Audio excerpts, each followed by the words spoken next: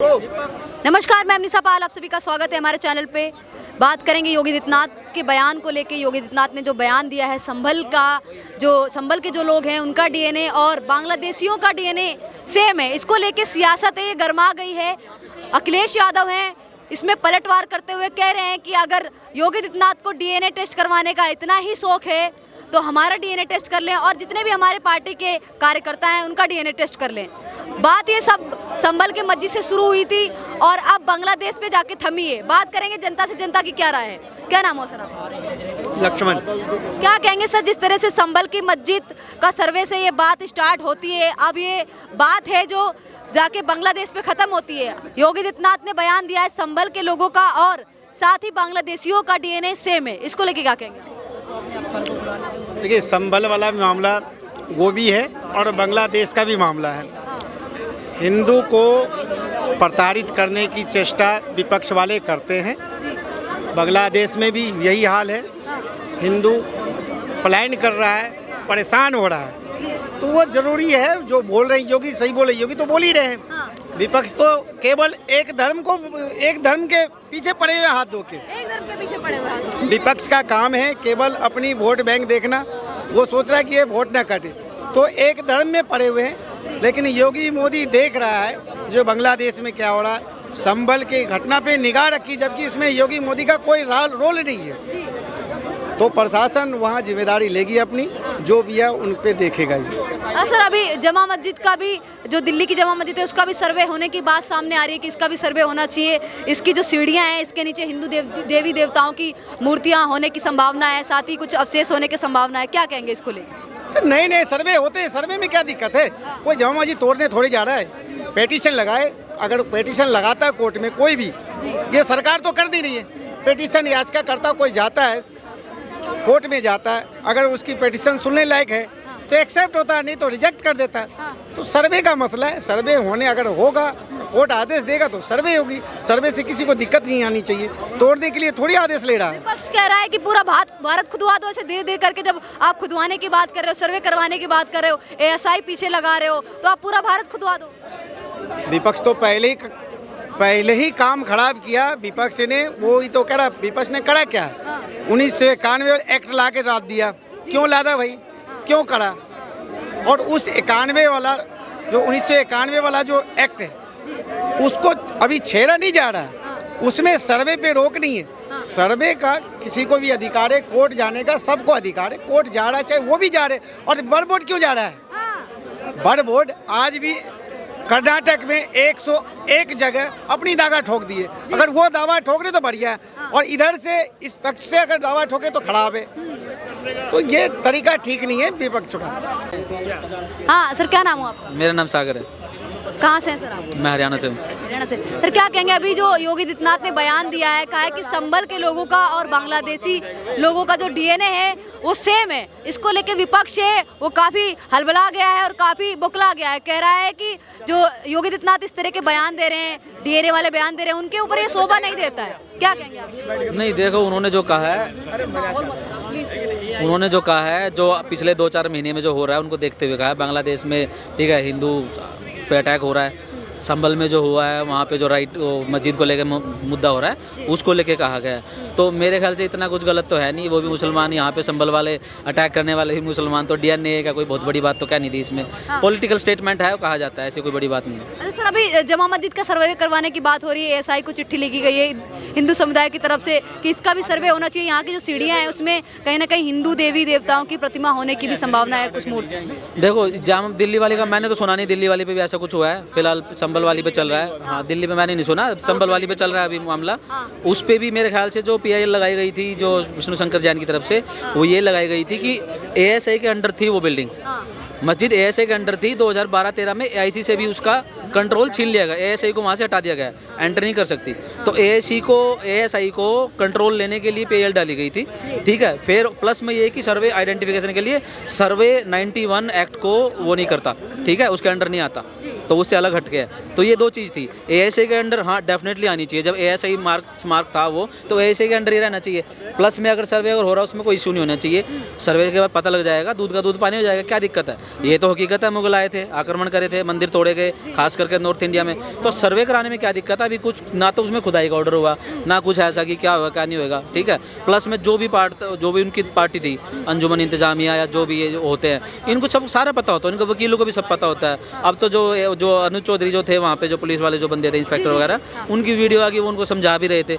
जब 29 तारीख को अगर रिपोर्ट जानी है, उससे पहले चाहे जो पार्टी है चाहे 4 बार जाए चाहे 10 बार जाए, इसमें पथराव करने की क्या जरूरत है? इससे तो तुम अपने आप पे शक जाहिर कर रहे हो कि दाल में कुछ काला है। तो ये सर्वे भी होना चाहिए। विपक्ष कह रहा है कि अगर आप इतना ही सर्वे करवाने का आपको शौक है, मोदी सरकार और योगी सरकार पे आरोप लगा रहा है, तो आप पूरे भारत को खुदवा दीजिए। असुद्दीन ओवैसी भी इस तरह की बातें कह रहे हैं कि सिर्फ आप लोग भाईचारे को खत्म करने की कोशिश कर रहे हैं सर्वे करवा के, और हिंदू मुस्लिम को आपस में भिड़ाने की कोशिश। नहीं, ओवैसी का तो ये बोलना बनता है खैर, क्योंकि ओवैसी ने खुद बोला हमारे पास 3 लाख में से 1 लाख के पास, पता नहीं 1,20,000 में से 1,10,000 के कागज ही नहीं हमारे पास। तो वो ये नहीं बोलेंगे तो और कौन बोलेगा भाई?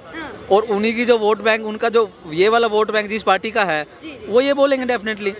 भाई भड़काऊ बयान फ्राइडे को वहाँ जाके किसने दिया? समाजवादी पार्टी के नेता ने दिया, जो एमएलए जो थे, एक बर्ग करके जो नेता है, वो क्या करेंगे? सारी पॉलिटिक्स है, अपीजमेंट की पॉलिटिक्स है, माहौल बनाया जा रहा है। बेसिकली 27 की तैयारी हो रही है, अब देखो क्या होता है। हाँ, अच्छा ठीक है सर, क्या नाम हो आपका? अमित नाम है मेरा। क्या कहेंगे सर, अब जिस तरह से अभी योगी आदित्यनाथ ने भी बयान दिया है कि संभल के लोगों का डीएनए और बांग्लादेश के लोगों का डीएनए सेम है, फिर इसके बाद लगातार इससे पहले जो मस्जिद है उसका सर्वे हो रहा है, फिर अब दिल्ली की मस्जिद है उसका भी सर्वे होने की बात हो रही है, कहा जा रहा है कि इसमें भी जो सीढ़ियाँ है उसमें हिंदू देवी देवताओं की मूर्तियाँ होने की संभावना है। देखिए, मेरा ये मानना है कि जब हम डिमांड कर रहे थे काशी मथुरा और अयोध्या की, तब तो ये लोग सुने नहीं, ठीक है। और सुप्रीम कोर्ट में भी किसी तरीके की याचिका लगाई नहीं गई, किसी ने सुना नहीं। हमारा सुप्रीम कोर्ट सो के जागता नहीं है, उसको जगाना पड़ता है। जब हिंदू का मैटर आता है तो वो सो जाता है। अच्छा। क्योंकि उनको याद है ना 86 में साहबानों के खिलाफ फैसला दे दिया था। तो वो फैसला उनके दिमाग में हमेशा याद रहता है कि अगर मैं कुछ दूंगा इसको पलट देगी तो हमारी क्रेडिबिलिटी 0 हो जाएगी। तो इसलिए सुप्रीम कोर्ट कहता है जो मर्जी तुम करो, हम कुछ नहीं बोलेंगे, हम उस मैटर पे बोलेंगे जिसमें हिंदू विक्टिम होगा, मुसलमान विक्टिम हुआ हम नहीं बोलेंगे। अच्छा सर, लगातार ये भी विपक्ष आरोप लगा रहा है कि भाईचारे को खत्म करने की कोशिश की जा रही है, मस्जिदों को टारगेट किया जा रहा है कि इसका सर्वे हो ताकि और मुद्दे जो बेरोजगारी और महंगाई है, इससे जनता का जो ध्यान है वो भटकाया जा सके। भाईचारा था कब इस देश में? हाँ। कोई बता दे मुझे भाईचारा इस देश में? 2014 से पहले था, विपक्ष कह रहा है। तो 91 में कश्मीर कैसे हो गया था? हाँ, बड़ा सवाल है। 14 छोड़ो, 13 में मुजफ्फरनगर कैसे हो गया? फिर 13 में मुजफ्फरनगर कैसे हो गया? भागलपुर, मेरठ, गोधरा, गिनते जाइए, दंगे पे दंगे हुआ कब था? भारत में भाईचारा कब था? हाँ। जो लोग जजिया दे रहे थे, ठीक है, वो आज हिंदू बचे हुए हैं। जो लोग जजिया और तलवार के डर से डर गए वो मुसलमान हो गए। ये तो इनकी हकीकत है, ये तो चारों तरफ फिगर फैक्ट किया हुआ है इसमें। तलवार से डर गए तो आज मुसलमान है, यही हकीकत है। हाँ। अगर अब्दुल्ला बोल सकते हैं कि 3 पीढ़ी पहले हम लोग 4 पीढ़ी पहले हम लोग हिंदू थे, तो उसमें क्या दिन है? वैसे भी यही बोलते हैं, जिन्ना भी हिंदू थे, तो सारे तो वही हैं। कौन वहाँ से अरब पे कौन बैठ के आया था भाई घोड़े पे? कोई तो नहीं आया था। वहाँ से जो है जेन्युइन नहीं है भारत के। 1% मुसलमान भी जेन्युइन नहीं है इस कंट्री का, ये सारे यहीं के हैं। और सब हिंदू थे। अच्छा, आप क्या कहेंगे जिस तरह से भी संभल में हिंसा घटी है, इसके बाद लगातार कई मस्जिदों का नाम सामने आ रहा है कि इसमें भी मंदिर होने की संभावना है, और धीरे धीरे कई मस्जिदों का नाम सामने आ रहा है कि इनका सर्वे होना चाहिए। आप कितना सच मानते हैं? नहीं, सर्वे हो जाए, दिक्कत इसको हो रही है। राजनीति को छोड़ के सर्वे कर लो, समझिए ना। सपा को दिक्कत होगी, कांग्रेस को दिक्कत होगी, मुस्लिम वोट बैंक की दिक्कत होगी। अच्छा, लेकिन योगी के साथ दिक्कत है ना कि अब हमारी तुलना तो ये है भाईचारा खत्म हो रहा है ना। जो हिंदू मुस्लिम में भाईचारा था वो 2014 के मान उनकी तुलना आप बांग्लादेश से करोगे, कभी अफगानिस्तान से करोगे। बांग्लादेश वाले इतना जाहिल नहीं है जितना भारत के हैं। कारण है ये सब कन्वर्टेड हैं, समस्या यहाँ है। जो 5 लोग मरे उसको शहीद बता रहे हैं, विपक्ष समेत अखिलेश यादव शहीद बता रहे हैं, कह रहे हैं कि प्रशासन ने बकायदा उन पे गोलीबारी की है। देखो, 2 चीजें होती हैं। राम मंदिर में लोग मरे थे, हम भी शहीद मानते हैं, तो उनके धर्म के लोग मरे हैं, वो भी मान रहे हैं, मानने तो इससे कहाँ दिक्कत आ रही है? भाई राम मंदिर वालों को हम मानते हैं ना, वो तो हमारे लिए आतंकवादी थे, मतलब उनके लिए आतंकवादी हम थे कि हम मंदिर तोड़ने गए थे, लेकिन हमने तो अपने धर्म के लिए किया था। अब वो लोग भी अपने धर्म के लिए कर रहे हैं, करने तो अच्छी बात है, मरना चाहिए। भाई अगर राम मंदिर पे मुलायम सिंह यादव ने गोली चलाई थी, उनको आज तक हम बुरा भला कहते हैं, तो अगर मुसलमान और योगी जी को बुरा भला कर रहे हैं तो इसमें प्रॉब्लम क्या है? दोनों तो बात एक ही है, ठीक है।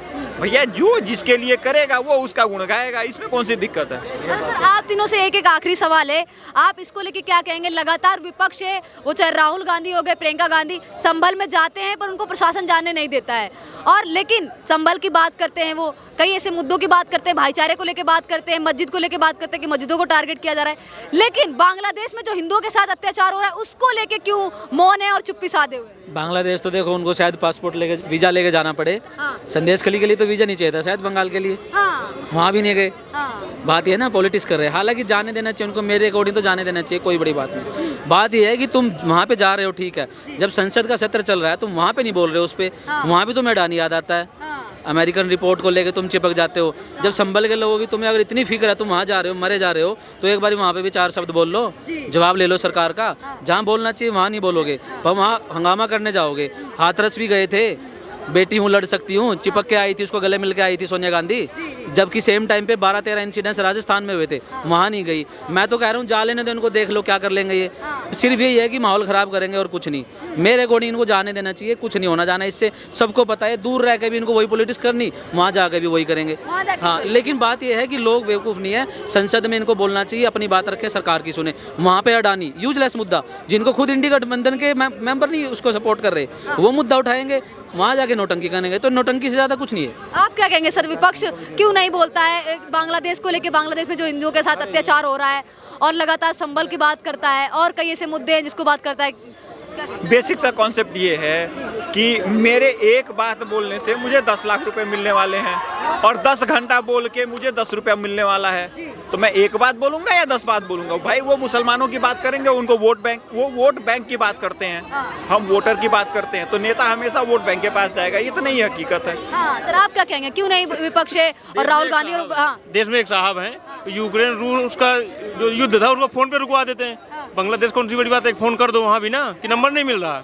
शेख हसीना को तो भारत में बैठा लिया। तो विपक्ष कह रहा है कि मोदी जी बोलेंगे, योगी जी बोलेंगे। भाई मैं भी तो किसको कह रहा हूँ, मैं भी किसका फोन गया था यूक्रेन, किसके लिए प्रचार हो रहा था कि मोदी जी ने फोन कर दिया, युद्ध रुक गया, 4 घंटे युद्ध रुका रहा। अब बांग्लादेश में रुकवा लो ना, चलो यूपी आपसे नहीं संभल रहा, मान ले रहे हैं, मणिपुर आप देखने लायक नहीं है, लेकिन वहाँ भी तो चले जाओ। क्या कार्रवाई कर रहे हैं? नहीं सही बात है, मोदी वहाँ नहीं बोलते, मोदी क्या कार्रवाई कर रहे हैं? विपक्ष का मसला नहीं है ये। मैं एक बात ऐड कर दूं, देखिए सुनिए, हमारा 55 से 70 बिलियन डॉलर का बजट है, 55 से 70 55 to 70 बिलियन डॉलर का बजट है हमारा सिक्योरिटी का, लेकिन हम बांग्लादेशी हिंदुओं के लिए एक मिलिट्री नहीं भेज सकते, ये हमारी हैसियत है। हाँ, ये गलती लग रही है। नहीं, ये सरकार का मैटर है भैया, हमारा इतना टैक्स किस लिए दे रहे हैं? आप सीए लाते हैं, दिल्ली बंद हो जाती है, आप कोई रूल इम्प्लीमेंट नहीं कर पाते हैं, तो भैया इन बातों को एक्सेप्ट करिए और अच्छे से काम करना सकते हैं कि हमने कार्रवाई कर रहे हैं हम। तो आपको कहने का मतलब है सरकार को एक्शन लेना चाहिए बांग्लादेश में जो हिंदू। हाँ बिल्कुल लेना चाहिए, सरकार को एक्शन लेना चाहिए, संसद में बोलना चाहिए कि क्या हमने कार्रवाई की है। और जब मोदी जी विदेशों में समझौता करवाने जा रहे हैं, युद्ध रुकवाने के लिए रशिया कह रहा है, तो ये बांग्लादेश का तो एक छोटा सा, भारत वाले चूतिए कह रहे हैं, रसिया नहीं बोल रहा कुछ, रसिया थोड़ी मानता है सब। हाँ ठीक है, ठीक है।